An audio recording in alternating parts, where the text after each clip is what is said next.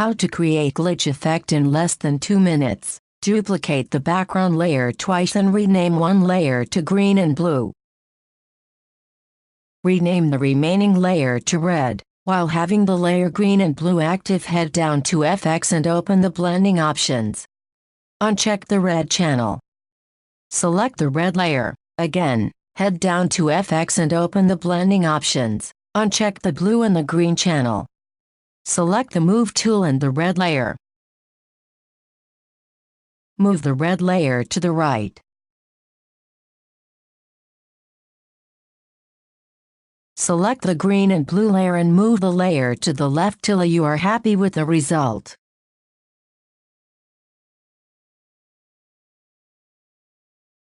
This effect works with type the same way. If you are bored by the classic glitch effects, feel free to experiment with multiple channels. That's it. Less than 2 minutes.